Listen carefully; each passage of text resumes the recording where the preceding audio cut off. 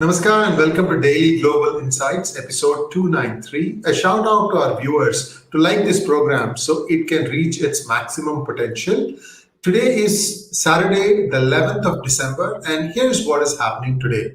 Inflation is running at a 40-year high of 6.8%, and prices are soaring as holiday season shopping reaches its peak point. Food prices are also experiencing a very high rise. Sridharji, namaskar and welcome to PGurus channel, sir. And what do you make of this price rise? Namaskar, good morning to everybody and good day to anybody who doesn't have good morning. So therefore, looking forward to another exciting Saturday evening episode as we catch up. What do I think? I think that Biden is having a great honeymoon. And if this was any other president in any other country, the main media will toast him and roast him. But this is Mr. Biden. So there's inflation, there is price rises as a result of very poor energy policy. There is the toggling that is going on interest rates. There's logistics and supply chain issues, which is, basically manifesting itself in the price rise and lack of supplies. When there is asymmetric demand due to holiday and pent-up demand, people coming out of the COVID situation. And to make things even worse, we have the mandates, which is mitigating people from getting back and doing the work. So what you have is skyrocketing inflation, and the hope is that we will begin to see some tapering in the interest rates through natural process, not through any policy decisions, as we try to wrap up the year and as we look ahead for 2022. And GOP Senators urge tapping the domestic oil production and natural gas to offset drawing from strategic reserves and deal with rising prices. Sridharji, this is an oft-repeated move of or slogan of GOP. I still remember, drill baby drill. Now, these people have said that this affects climate and therefore they're shutting down. Keystone Pipeline has been shut down. Even if you were to turn it back on, how long does it take before the production, shale oil production from South Dakota to Texas will start again, sir? Well, I think that the first and foremost, it sends a positive signal to the markets that there is a guaranteed supply and timeline on the anvil, which helps people to manage logistically the amount of drawing that they do rather than the rationing that is going on. That's the first principle. The second principle is, allow some of the existing leases that they terminated to move on so that more drilling can occur from the adjacent reserves which they can tap into. So that also has been stopped. Then the new leases that were granted, that also was stopped. So what this implies is you send a signal to the market that there is an imminent supply coming in, which allows them to do more drawing from their own reserves rather than rationing out the supplies that is going on in the absence of a predictable, output that is on the horizon, with the OPEC plus countries also playing hardball. And the Supreme Court of the United States is going to let the Texas decision on heartbeats as the basis for pro-life stand as litigation continues. A little bit of an explanation, Sridharji, a clarification for my benefit. So was there a stay being asked for before the trial commences, or what happened? Well, as you all know, we covered it in Daily Global Insights, that the Texas passed a law which says that once a heartbeat is heard somewhere in between the 8th and the 10th week, then Texas law bans any abortions. It becomes a pro-life mandate, overruling Roe versus Wade. That was passed, was challenged in Texas High Court, Texas High Court ruled in favor of the government on pro-life, especially around the 8th to 10th week heartbeat being detected. That was challenged by the pro-abortion, pro-choice lobby in the Supreme Court, especially the Texas legislation. And the Supreme Court has ruled the Texas legislation will hold while entertaining the pro-choice people to continue to make their case against the pro-life judgment that was passed in Texas. And Guatemala President, who is excluded from the Biden Democracy Summit, gave a keynote speech in Washington, D.C. at a gathering focused on dignity of life for all. Why was he excluded, Sridaji? Because he's a pro-life man. He's not a pro-choice man. So he becomes non-democratic. Remember, people forget there's a linkage. Guatemala, Honduras, and El Salvador forms the Central American countries from where the caravans are gushing into United States. They're gushing into United States. Again, we covered this in Daily Global Insights, not as a result of some suppression, oppression, and political manipulation in those nations. They're coming basically because 85% of them, they said they want jobs, and they're coming here for jobs. And almost on an average, every household in some of these nations has somebody here who is sending, a very precious money to help the family members who are living in those nations. So one of those nations is Guatemala. And the Guatemalan president was here in the United States at the invitation of the pro-life people. He's obviously a Catholic, and he made his case, which is to say that, that the pro-life is very critical, to preserve dignity of life. And no wonder is not liked by the left liberal lobby, and somehow within the Biden's parlance, it doesn't fit within the kind of the democratic parlance or democracy parlance to be invited to that August conference. And retail CEOs call on Congress, like retail CEOs such as Target, Walmart, etc., to curb online sale of stolen goods amid looting spree across the country. Sridharji, I have a doubt here. All these stores must be having some sort of tracking, for example, RFID and so on. Then why can they not use that to try and go after the online sites that must have sprung up in the recent past and take them to court? There's no law, sir, in the United States for you to act on anything. You need to have legal framework. So therefore, you know that many of the auction sites had stolen goods before when the auctions originated. Then a legal framework was created in terms of self-declaration on the ownership rights and the title of the goods that are being sold. Some of these auction sites prop up and people offer in their peer-to-peer kind of an auction framework, unless you have an established procedure by which you invalidate. So you need to have two things. One, you need to have the excuse of all the stolen goods, just like we do. When you have report a lost and stolen card, then you have a negative file, a file which says that these are all cards which should be declined and which are stolen. So therefore, against which or red flags flash up and the card is invalidated when a transaction is originated from that specific card. Similarly, whenever a goods is attempted to be sold, is being sold, they should be, now they can have QR codes and other mechanisms by which you can capture, and those codes should be invalidated from any kind of online sales.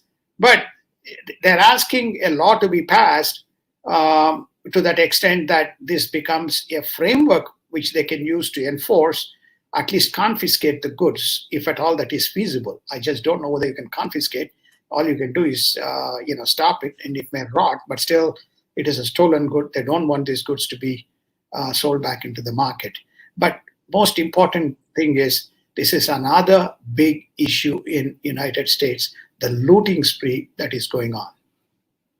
Sridharji, at this rate, United States might become the benchmark for how a third world country behaves.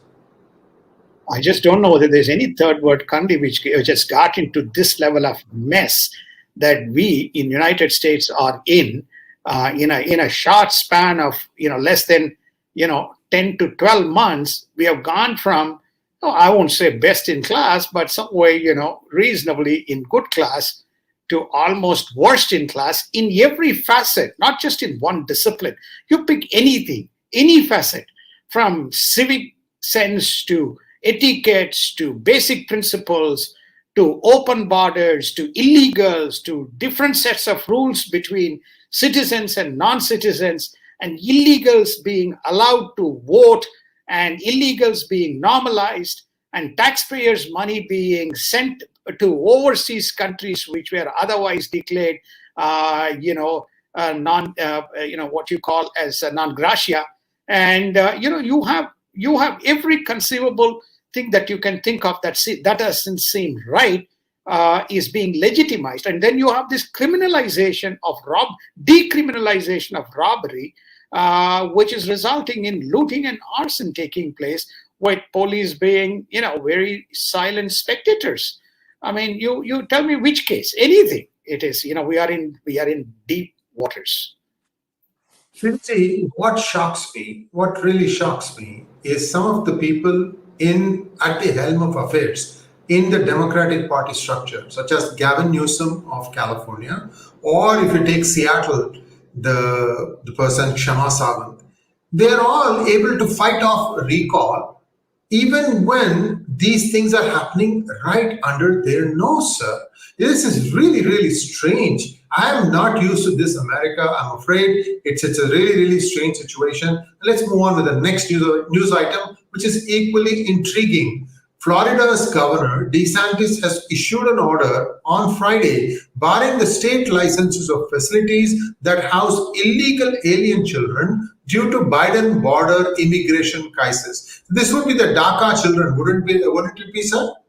No, these are not DACA children. These are new children. I see. If you recall that a lot of those children were left behind, and some, very provocative as well as, I would say less than desirable to be viewed, very, very harsh when you look at it without context. Some of these children being thrown onto the other side of the wall, left behind, kids crying with their parents being here. Whatever process and mechanism that was being used to bring these children in, some of them genuine, some of them not so genuine, etc. So many of these people were allowed to come in under the pretext of they being dispassionately or what you can say non-compassionately being left behind, and they all had to be housed somewhere, because you first bring them and they give you some documentation, and then their parents have to be located before they are reunited. Because it is difficult to track. They may not have a legal status. When you don't have a legal status, how do you track them? So they were all being housed. You remember we also discussed some of these videos in the border, people suffering and inhumane conditions, etc., etc. They all were progressively shifted. This is what all these facilities across various states came up. DeSantis is saying, this is not my business, and Mr. Biden has to probably keep him in the White House or keep him in his constituency in Delaware, or maybe New York may find home for them. But there's no place for such people, because what is being done is illegal.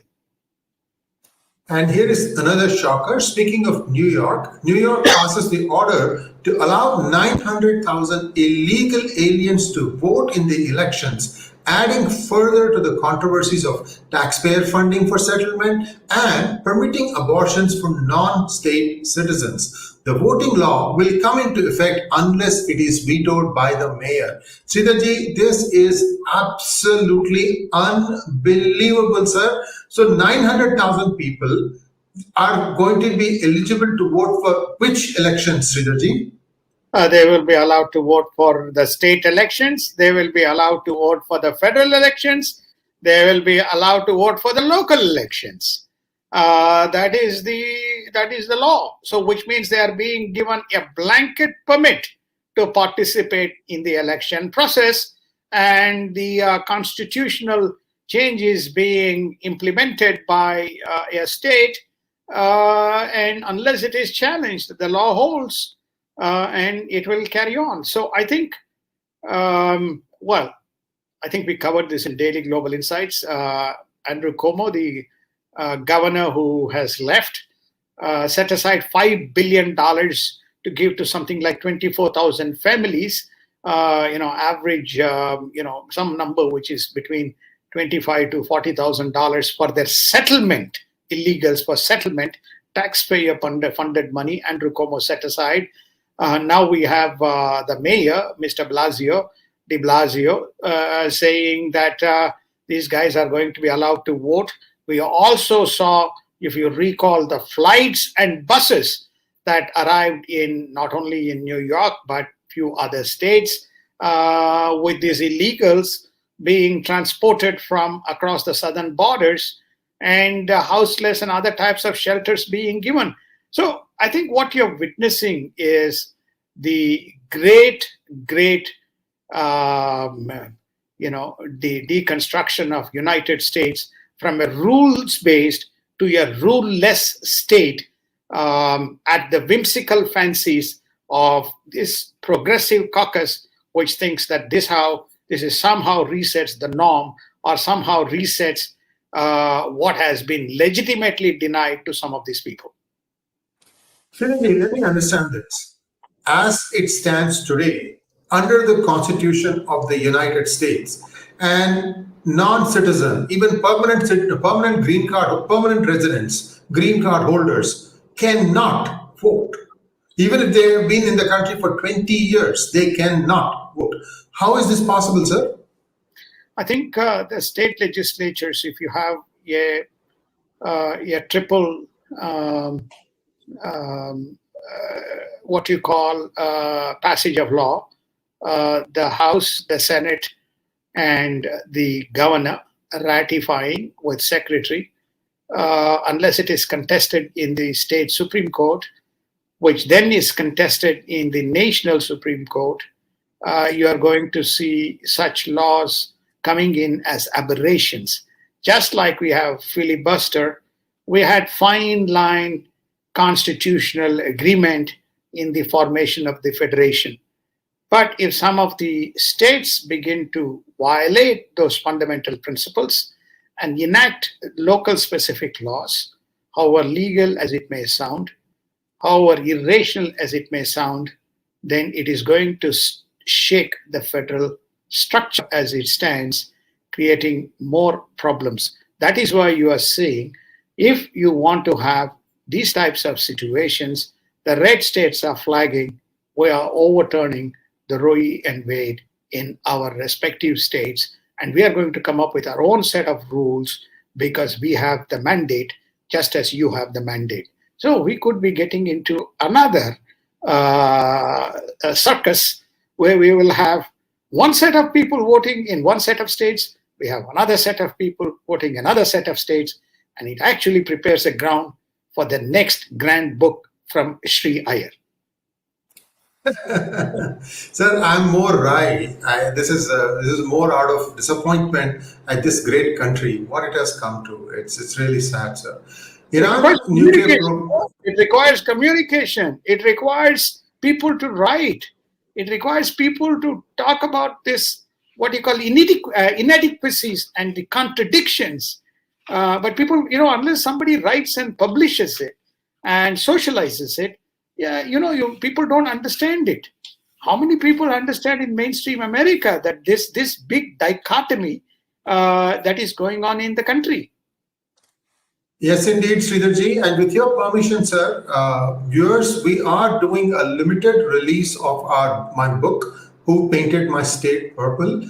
And those of you who are living in the United States, if you want a copy of the book, I can maybe give first 10 people who request for a copy to please send your request to my email at si@pgurus.com with your address, and we will ship out a copy to you. But one requirement from you is that you do review this book. The ebook is available on Amazon, so we would like you to post your review there, and you can also email it to us so that on the website sreeiyer.com we can put your review. We don't mind if you say this is BS. It doesn't matter. You can be fair about it. All we want to do is to try and help educate you. Siddharji, I hope that is okay if I can set aside 10 copies, because you and I have basically planned this thing out, and it's not fair for me to do it without asking your permission, sir.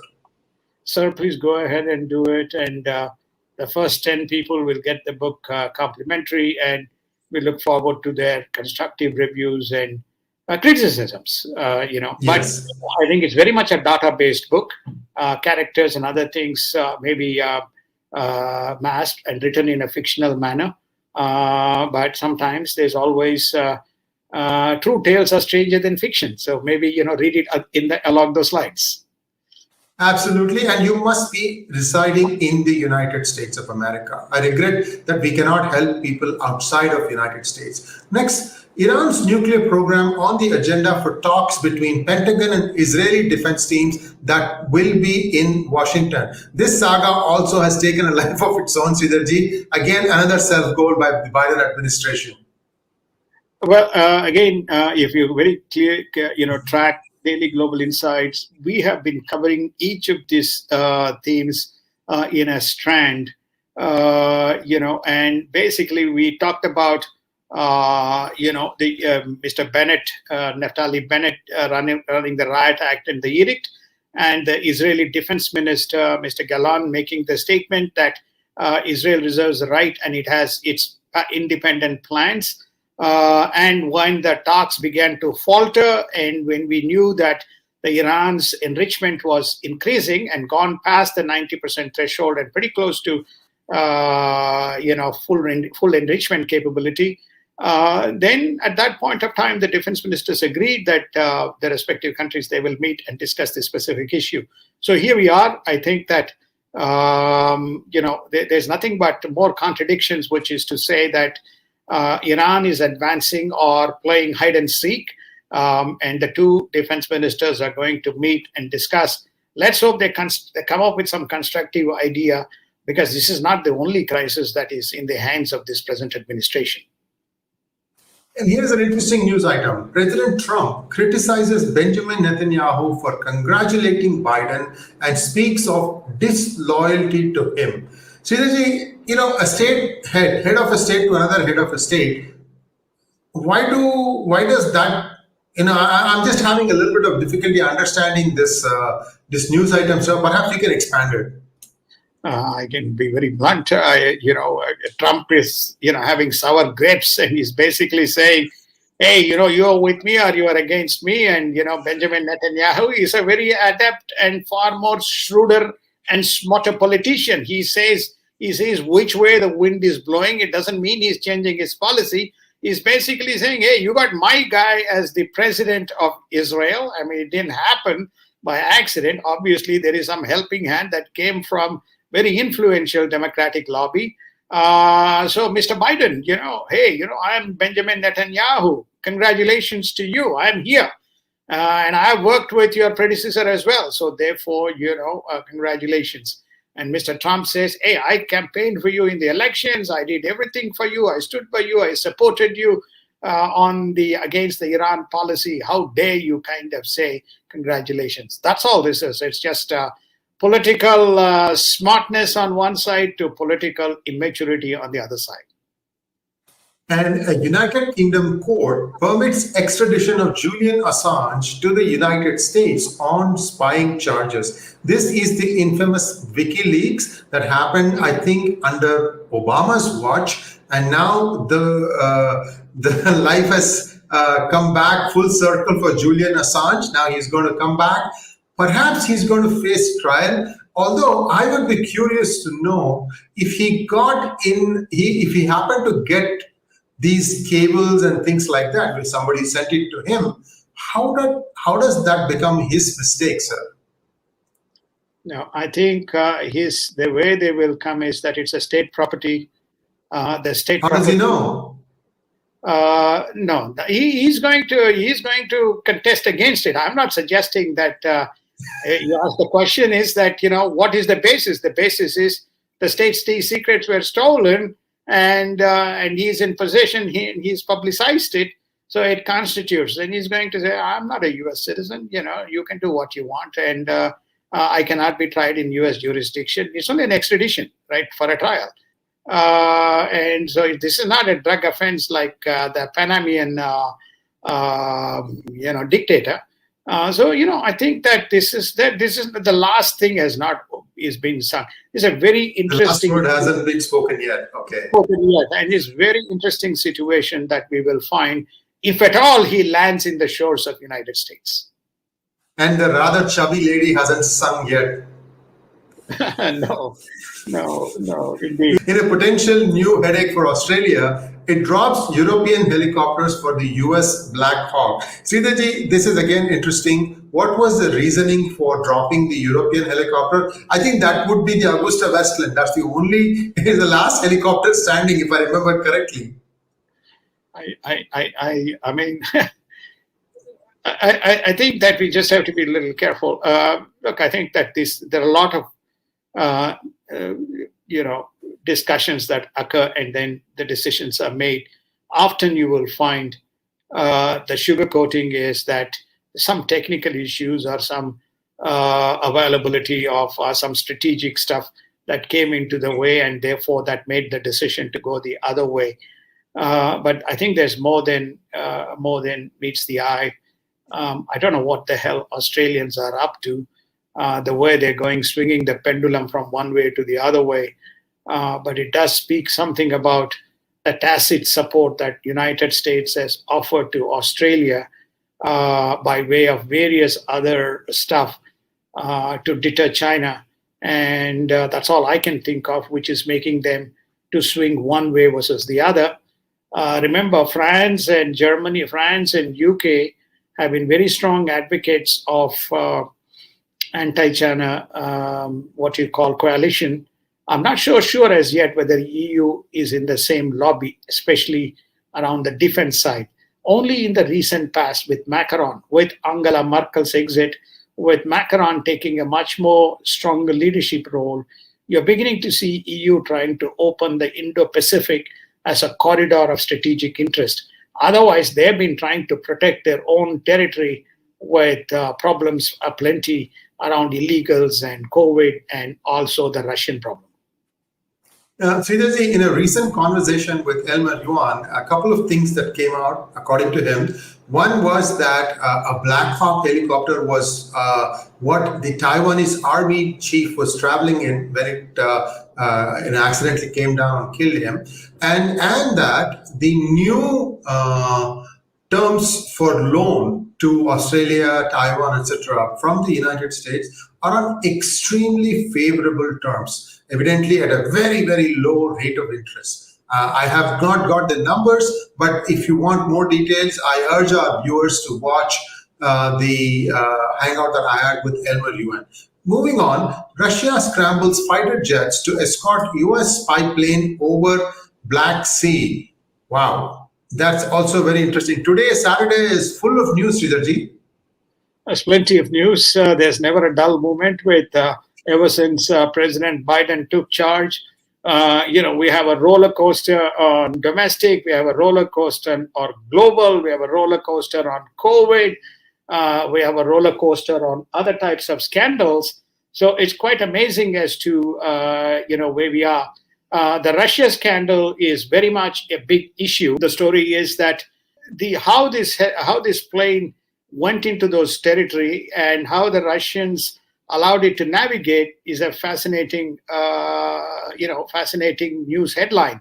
But I think what's also intriguing here is that you can begin to see that United States is doing more in Russia compared to what they ought to be doing in Taiwan. I don't understand the nuances and differences, but clearly they're provoking more Russia than their actual adversary, which is China. This is what United States has stated when it withdrew from Middle East and many other nations to say its only focus is China and China threat looming against United States in multiple formats. But what is going on is more and more actions in Russia.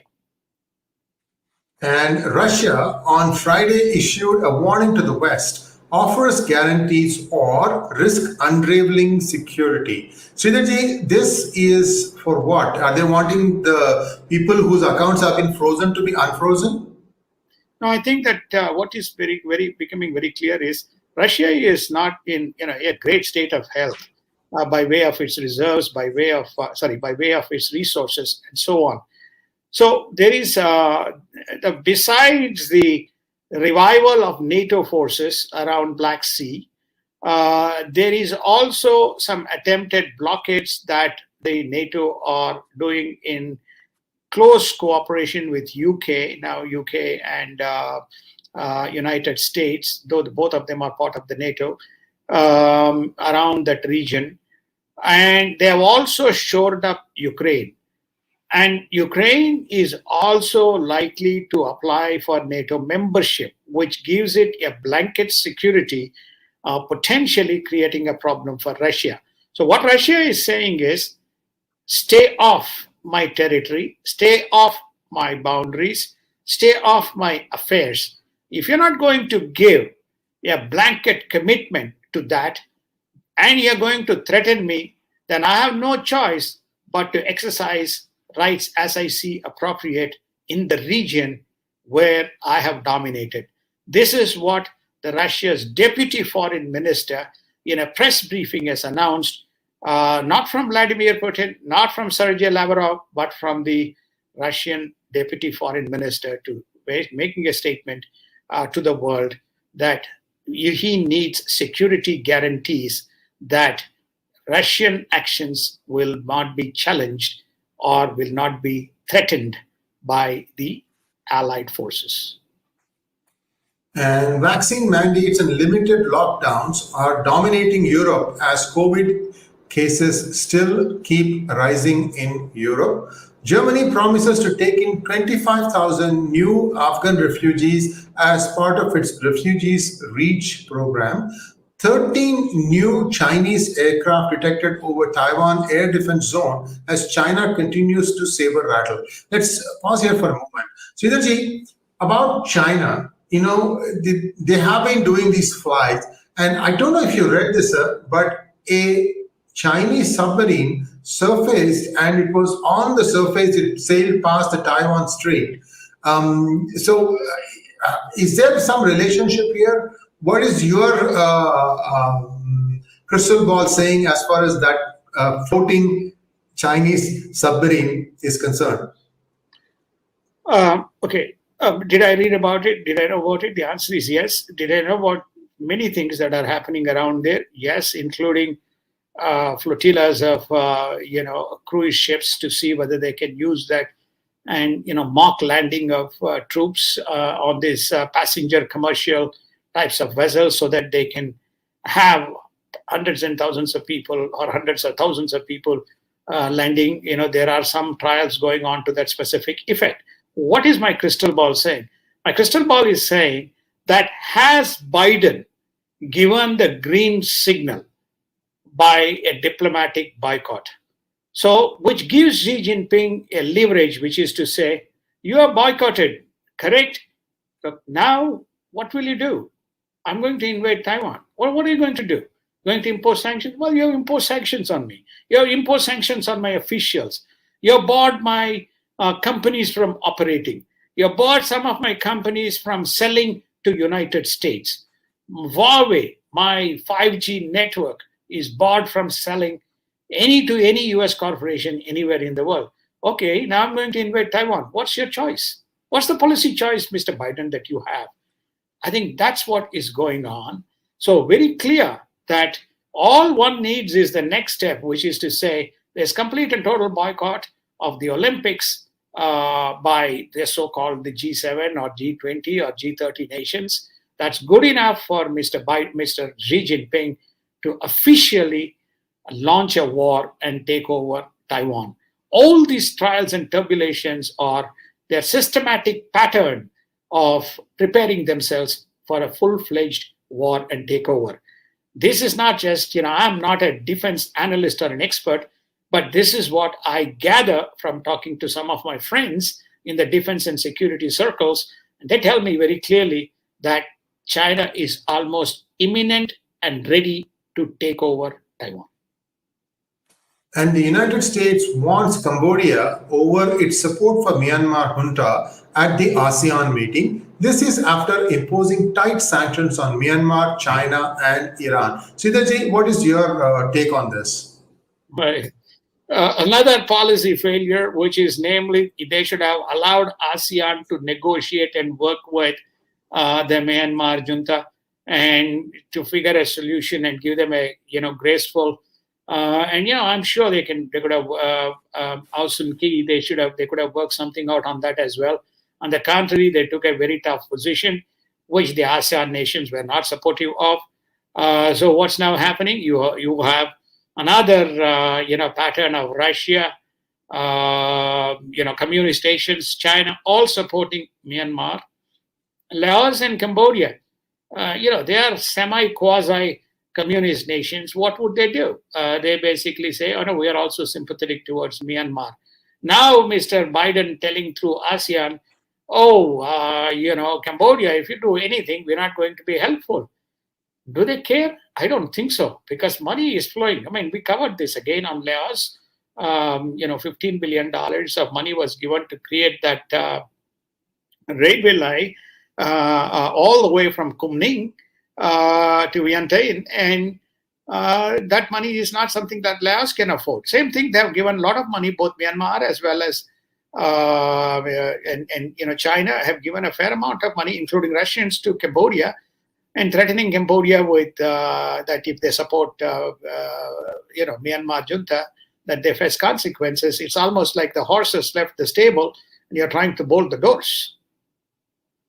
And Indian Prime Minister Narendra Modi stresses India's democratic ethos while addressing the Biden Democracy Summit. India will be sending largely medical aid via the KAM air flight that brought 104 passengers and important religious text from Afghanistan on Friday. Siddharji, this is not exactly what I wanted, sir. Basically, they are cleansing. They are ethnically cleansing. The Taliban is cleansing Afghanistan of the last remaining Sikhs and Hindus. What do you expect of, some of these regimes, sir? I don't know. I mean, righteousness is one thing. What people follow is another thing. This is, you talk about policy failures. I'm sorry today if you're a Democrat, regret to say that every policy failure from a period of quietness and from a period of containment in the last 12 months, or 10 months, we have gone from one disaster to another disaster. Afghan and Iran, that particular region is one of the biggest threats that we see, let alone the problems that we are facing around Belarus, Ukraine, let alone the problems that we are facing around Taiwan, Japan, South China Sea, Taiwan Strait, etc. So we have opened a plethora of fronts and across multi-dimension, and Afghanistan is a small pea in the pot when you look at the overall situation.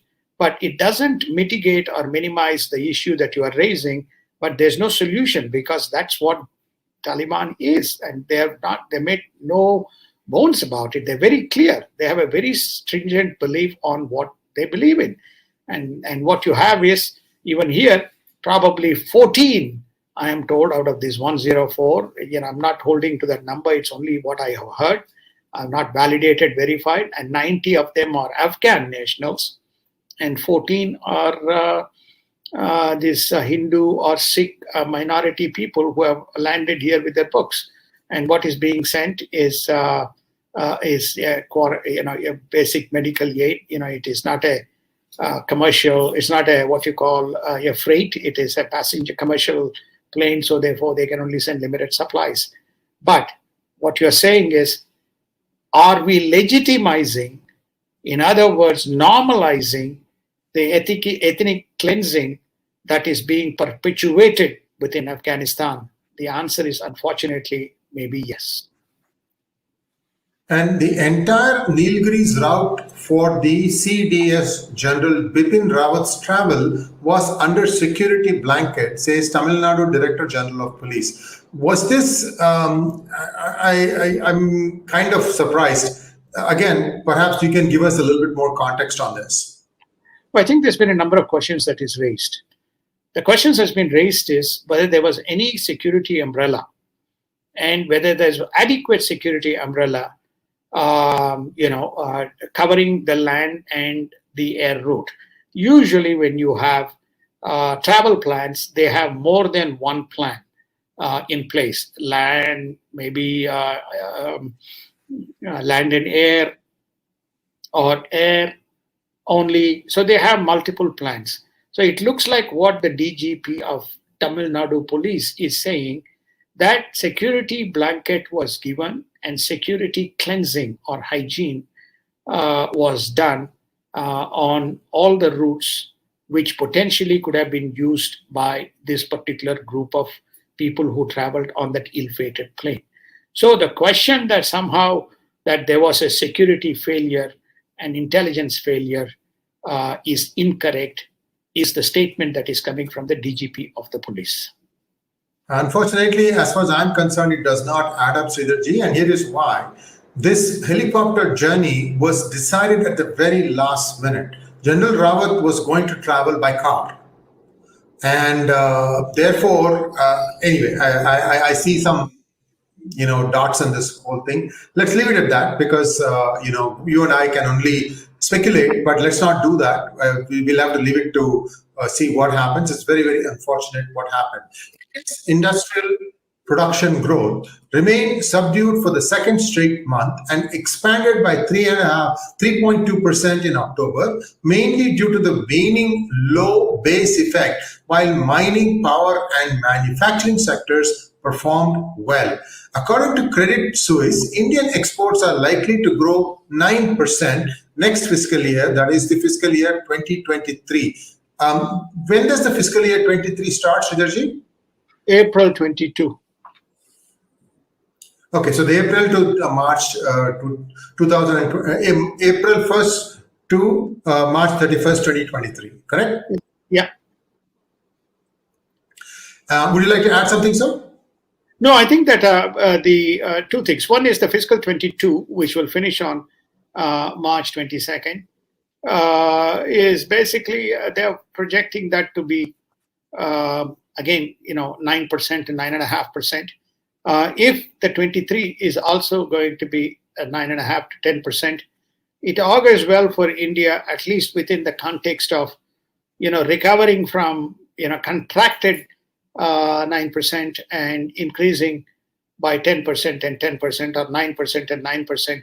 At least it positions the 2024 and 25 to at least perform better because there is the ongoing effect of the multiplier, and also the capital infusion takes a little bit of gestation through the various PLI programs and the divestment, as well as the increase in investments that is taking place, not just by PLI, but also through direct investments that's happening both by way of into the equities as well as into capital expansion programs of various people. So from a technical context, it is, from an economic context, I think India is in good shape, reasonably in good shape, unless we have this new pandemic or pandemic having consequences, or there are geopolitical issues which are clearly looming at the borders and the corridors of India. So that's on that. And I think the industrial production, what they're saying is that there were some minor aberrations in the April to June because of the potential COVID fears and the negative effects of that. And so the pent-up demand is coming off.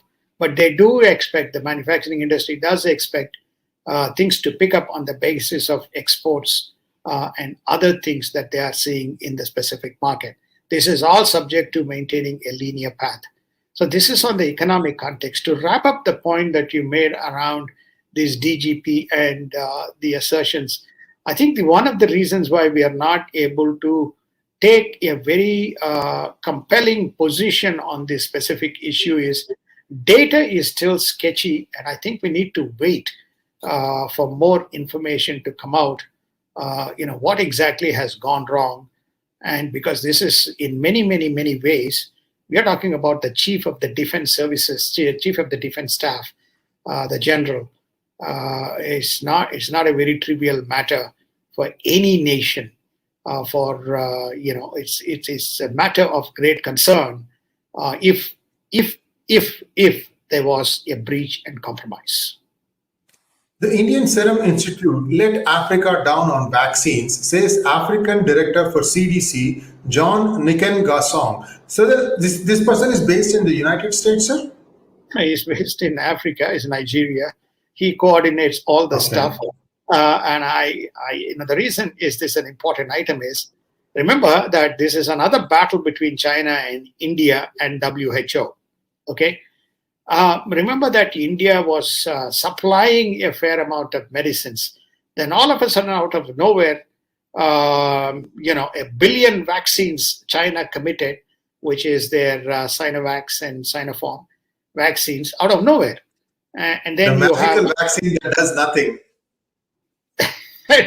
I'm not going to say anything further except to state that he's out of somewhere out of nowhere. This guy comes out and makes a big mistake, which is to say, Serum Institute of India has failed to deliver. We have published official data in terms of the number of COVID cases in Africa in Daily Global Insights.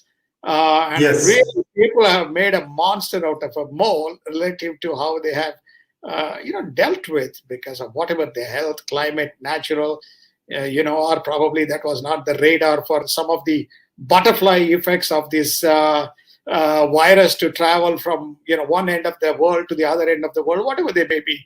Yes, there are cases of the poor South African Dr.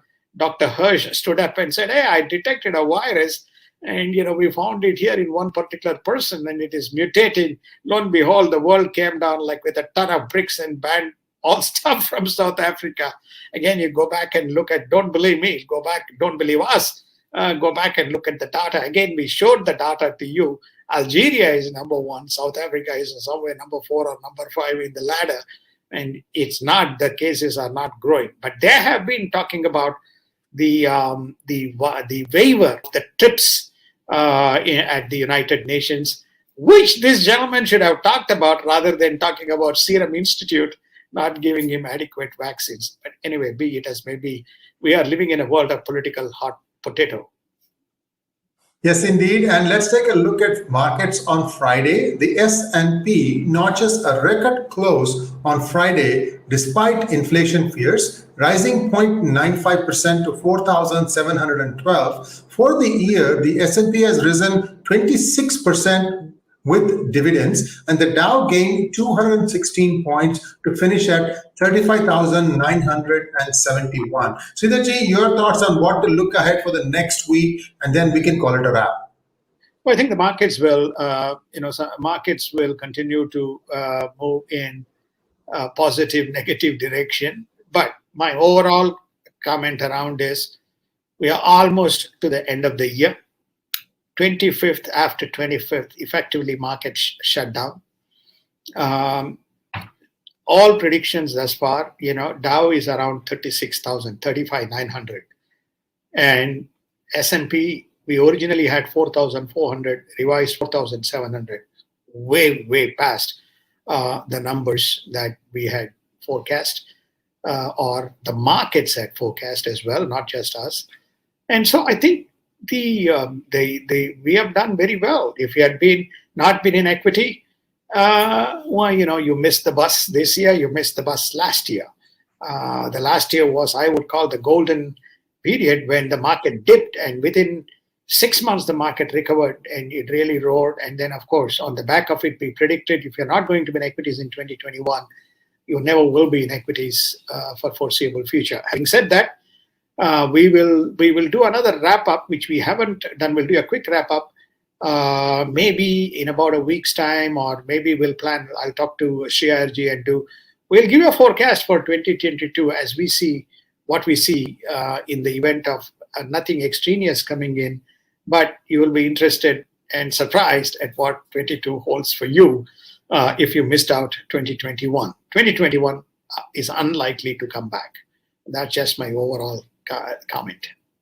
And Sridharji, I still remember in January of 2021, you saying that 2021 was going to be a banner year for stock. Thank you very much, sir. Your guidance and your wisdom, shines like a true bright beacon in this era of darkness. Thank you very much once again. Namaskar. And we'll be back first thing on Monday morning for US and Monday evening for India. Namaskar. Thank you so much. Have a good weekend. Enjoy yourself. And we look forward to seeing you.